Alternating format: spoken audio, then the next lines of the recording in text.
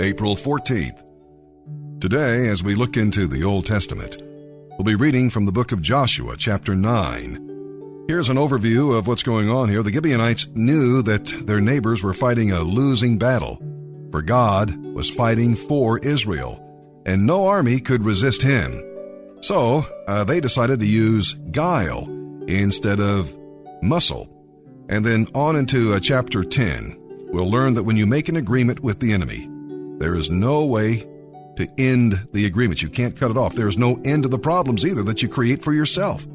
Don't make agreements with the enemy. Israel had to defend the very people they should have defeated. Imagine the servants commanding the masters. God could have said, "Hey, you got yourself into this, so you can get yourself out." But instead, he gave his people encouragement, and he fought for them from heaven. When Joshua needed more time to finish the battle, God stayed the sun and moon in answer to prayer. The Canaanites worshiped the heavenly bodies, so this miracle must have impressed them greatly. Well, the point is, for you and me, if we're doing the will of God, prayer has tremendous power. Always consult the Lord. Victory over the 5 kings opened the way for Joshua to attack southern Canaan until he had subdued the whole region. What began as a humiliating defense maneuver ended up a glorious series of victories. Hey, if God is for us, who can be against us? And with that, let's begin today's reading in the Old Testament. April 14th, Joshua chapter 9, verse 3, through chapter 10, verse 43. But when the people of Gibeon heard what had happened to Jericho and Ai, they resorted to deception to save themselves. They sent ambassadors to Joshua, loading their donkeys with weathered saddlebags and old patched wineskins. They put on ragged clothes and worn-out patched sandals, and they took along dry, moldy bread for provisions. When they arrived at the camp of Israel at Gilgal, they told Joshua and the men of Israel, "We have come from a distant land to ask you to make a peace treaty with us." The Israelites replied to these Hivites, "How do we know you don't live nearby? For if you do, we cannot make a treaty with you." They replied, "We will be your servants." "But who are you?" Joshua demanded. "Where do you come from?" They answered, "We are from a very distant country. We have heard of the might of the Lord your God, and of all he did in Egypt. We have also heard what he did to the 2 Amorite kings east of the Jordan River, King Sihon of Heshbon and King Og of Bashan, who lived in Ashtaroth. So our leaders and our people instructed us, 'Prepare for a long journey. Go meet with the people of Israel, and declare our people to be their servants, and ask for peace.' This bread was hot from the ovens when we left, but now, as you can see, it's dry and moldy. These wineskins were new when we filled them, but now they are old and cracked, and our clothing and sandals are worn out from our long, hard trip." So the Israelite leaders examined their bread, but they did not consult the Lord. Then Joshua went ahead and signed a peace treaty with them, and the leaders of Israel ratified their agreement with a binding oath. 3 days later, the facts came out. These people of Gibeon lived nearby. The Israelites set out at once to investigate and reached their towns in 3 days. The names of these towns were Gibeon, Kithira, Beeroth, and Kiriath Jearim. But the Israelites did not attack the towns, for their leaders had made a vow to the Lord, the God of Israel. The people of Israel grumbled against their leaders because of the treaty. But the leaders replied, "We have sworn an oath in the presence of the Lord, the God of Israel. We cannot touch them. We must let them live. For God would be angry with us if we broke our oath. Let them live. But we will make them chop the wood and carry the water for the entire community." So the Israelites kept their promise to the Gibeonites. But Joshua called together the Gibeonite leaders and said, "Why did you lie to us? Why did you say that you live in a distant land when you live right here among us? May you be cursed. From now on you will chop wood and carry water for the house of my God. They replied, "We did it because we were told that the Lord your God instructed his servant Moses to conquer this entire land and destroy all the people living in it. So we feared for our lives because of you. That is why we've done it. Now we are at your mercy. Do whatever you think is right." Joshua did not allow the people of Israel to kill them. But that day he made the Gibeonites the wood choppers and water carriers for the people of Israel and for the altar of the Lord, wherever the Lord would choose to build it. That arrangement continues to this day. Now Adoni-Zedek, king of Jerusalem, heard that Joshua had captured and completely destroyed Ai and killed its king, just as he had destroyed the city of Jericho and killed its king.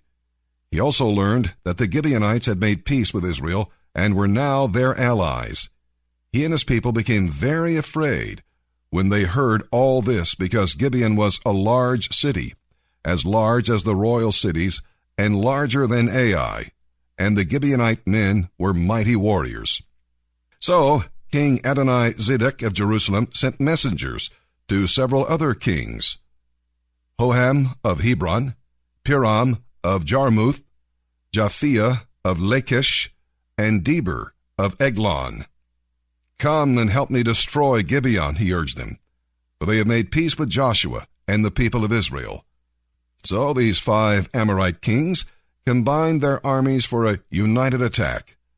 They moved all their troops into place and attacked Gibeon. The men of Gibeon quickly sent messengers to Joshua at Gilgal. "Don't abandon your servants now," they pleaded. "Come quickly and save us. For all the Amorite kings who live in the hill country have come out against us with their armies." So Joshua and the entire Israelite army left Gilgal and set out to rescue Gibeon. "Do not be afraid of them," the Lord said to Joshua, "for I will give you victory over them. Not a single one of them will be able to stand up to you." Joshua traveled all night from Gilgal and took the Amorite armies by surprise. The Lord threw them into a panic, and the Israelites slaughtered them in great numbers at Gibeon. Then the Israelites chased the enemy along the road to Beth-horon and attacked them at Azekah and Makkedah, killing them along the way. As the Amorites retreated down the road from Beth-horon, the Lord destroyed them with a terrible hailstorm that continued until they reached Azekah. The hail killed more of the enemy than the Israelites killed with a sword. On the day the Lord gave the Israelites victory over the Amorites, Joshua prayed to the Lord in front of all the people of Israel. He said, "Let the sun stand still over Gibeon, and the moon over the valley of Aijalon." So the sun and moon stood still until the Israelites had defeated their enemies. Is this event not recorded in the book of Jasher? The sun stopped in the middle of the day, and it did not set as on a normal day. The Lord fought for Israel that day. Never before or since has there been a day like that one, when the Lord answered such a request from a human being. Then Joshua and the Israelite army returned to their camp at Gilgal. During the battle, the 5 kings escaped and hid in a cave at Makkedah. When Joshua heard that they had been found, he issued this command: "Cover the opening of the cave with large rocks and place guards at the entrance to keep the kings inside. The rest of you continue chasing the enemy and cut them down from the rear. Don't let them get back to their cities, for the Lord your God has given you victory over them." So Joshua and the Israelite army continued the slaughter and wiped out the 5 armies, except for a tiny remnant that managed to reach their fortified cities. Then the Israelites returned safely to their camp at Makkedah. After that, no one dared to speak a word against Israel. Then Joshua said, "Remove the rocks covering the opening of the cave, and bring the 5 kings to me." So they brought the 5 kings out of the cave, the kings of Jerusalem, Hebron, Jarmuth, Lachish, and Eglon. Joshua told the captains of his army, "Come and put your feet on the kings' necks." And they did as they were told. Don't ever be afraid or discouraged, Joshua told his men. Be strong and courageous, for the Lord is going to do this to all of your enemies. Then Joshua killed each of the 5 kings and hung them on 5 trees until evening. As the sun was going down, Joshua gave instructions for the bodies of the kings to be taken down from the trees and thrown into the cave where they had been hiding. Then they covered the opening of the cave with a large pile of stones, which remains to this very day. That same day, Joshua completely destroyed the city of Makkedah, killing everyone in it, including the king. Not one person in the city was left alive. He killed the king of Makkedah, as he had killed the king of Jericho. Then Joshua and the Israelites went to Libnah and attacked it. There too the Lord gave them the city and its king. They slaughtered everyone in the city and left no survivors. Then Joshua killed the king of Libnah just as he had killed the king of Jericho. From Libnah, Joshua and the Israelites went to Lachish and attacked it. And the Lord gave it to them on the 2nd day. Here too the entire population was slaughtered, just as at Libnah. During the attack on Lachish, King Horam of Gezer had arrived with his army to help defend the city. But Joshua's men killed him and destroyed his entire army. Then Joshua and the Israelite army went to Eglon and attacked it. They captured it in 1 day, and as at Lachish, they completely destroyed everyone in the city. After leaving Eglon, they attacked Hebron, capturing it and all of its surrounding towns. And just as they had done at Eglon, they completely destroyed the entire population. Not one person was left alive. Then they turned back and attacked Debir. They captured the city, its king, and all of its surrounding villages, and they killed everyone in it, leaving no survivors. They completely destroyed Debir, just as they had destroyed Libnah and Hebron. So Joshua conquered the whole region, the kings and people of the hill country, the Negev, the western foothills, and the mountain slopes. He completely destroyed everyone in the land, leaving no survivors, just as the Lord, the God of Israel, had commanded. Joshua slaughtered them from Kadesh Barnea to Gaza and from Goshen to Gibeon. In a single campaign, Joshua conquered all these kings and their land, for the Lord, the God of Israel, was fighting for his people. Then Joshua and the Israelite army returned to their camp at Gilgal. April 14th. And we turn our attention now to the New Testament. Today, we'll be reading in the book of Luke, and some of the things we'll be learning about is the fact that we can let money be our God. The rich man did not go to Hades because he was rich. No, he went there because riches were his God. And that's always with a little g. Abraham was a wealthy man, and yet he was in paradise. The money can help send people to heaven, or it can help send people to hell. And then as we get on into Luke chapter 17, we'll learn that faith is like a seed. It seems small and weak, but it has life in it. And if it's cultivated, it will grow and release power. And with that, we begin today's reading from the New Testament. April 14th, Luke chapter 16, verse 19, through chapter 17, verse 10. Jesus said, "There was a certain rich man who was splendidly clothed and who lived each day in luxury. At his door lay a diseased beggar named Lazarus. As Lazarus lay there longing for scraps from the rich man's table, the dogs would come and lick his open sores. Finally, the beggar died and was carried by the angels to be with Abraham.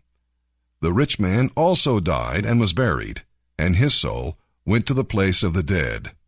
There, in torment, he saw Lazarus in the far distance with Abraham. The rich man shouted, 'Father Abraham, have some pity.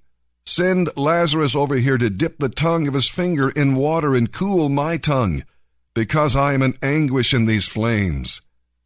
But Abraham said to him, "Son, remember that during your lifetime you had everything you wanted, and Lazarus had nothing. So now he is here being comforted, and you are in anguish. And besides, there is a great chasm separating us. Anyone who wanted to cross over to you from here is stopped at its edge, and no one there can cross over to us." Then the rich man said, "Please, Father Abraham, send him to my father's home, for I have 5 brothers, and I want him to warn them about this place of torment, so they won't have to come here when they die." But Abraham said, "Moses and the prophets have warned them. Your brothers can read their writings any time they want to." The rich man replied, "No, Father Abraham, but if someone is sent to them from the dead, then they will turn from their sins." But Abraham said, "If they won't listen to Moses and the prophets, they won't listen even if someone rises from the dead." One day Jesus said to his disciples, "There will always be temptations to sin, but how terrible it will be for the person who does the tempting. It would be better to be thrown into the sea with a large millstone tied around the neck than to face the punishment in store for harming one of these little ones. I am warning you, if another believer sins, rebuke him. Then if he repents, forgive him. Even if he wrongs you 7 times a day, and each time turns again and asks forgiveness, forgive him." One day the apostles said to the Lord, "We need more faith. Tell us how to get it." "Even if you had faith as small as a mustard seed," the Lord answered, "you could say to this mulberry tree, 'May God uproot you and throw you into the sea,' and it would obey you. When a servant comes in from plowing or taking care of sheep, he doesn't just sit down and eat. He must first prepare his master's meal and serve him his supper before eating his own. And the servant is not even thanked, because he is merely doing what he is supposed to do. In the same way, when you obey me, you should say, 'We are not worthy of praise. We are servants who have simply done our duty.'" Today we're reading Psalm 83. And in this psalm, Asaph was perplexed. Israel's in danger, but God was silent and inactive. The enemy wanted to destroy the nation, and apparently God was going to let them do it. So Asaph prayed and reminded God of what he did to Israel's enemies during the days of the judges. It was not important that Israel's name be preserved, but it was important that God's name be glorified. See, when it seems that God is saying and doing nothing, rest assured that he is working on your behalf. He is not as noisy, not nearly as noisy as the enemy, but he is infinitely more powerful, and he will win. Psalm 83, verses 1 through 18, a psalm of Asaph, a song. O God, don't sit idly by, silent and inactive. Don't you hear the tumult of your enemies? Don't you see what your arrogant enemies are doing? They devise crafty schemes against your people, laying plans against your precious ones. Come, they say, let us wipe out Israel as a nation. We will destroy the very memory of its existence. This was their unanimous decision. They signed a treaty as allies against you, these Edomites and Ishmaelites, Moabites and Hagrites, Jebelites, Ammonites and Amalekites, and people from Philistia and Tyre. Assyria has joined them too, and is allied with the descendants of Lot. Do to them as you did to the Midianites, or as you did to Sisera and Jabin at the Kishon River. They were destroyed at Endor, and their decaying corpses fertilized the soil. Let their mighty nobles die as Oreb and Zeb did. Let all their princes die like Zebah and Zalmunna, for they said, Let us seize for our own use these pasture lands of God. Oh, my God, blow them away like whirling dust, like chaff before the wind. As fire roars through a forest, and as a flame sets mountains ablaze. Chase them with your fierce storms. Terrify them with your tempests. Utterly disgrace them until they submit to your name, O Lord. Let them be ashamed and terrified forever. Make them failures in everything they do, until they learn that you alone are called the Lord, that you alone are the Most High, supreme over all the earth. Proverbs chapter 13, verse 4. Lazy people want much but get little, but those who work hard will prosper and be satisfied.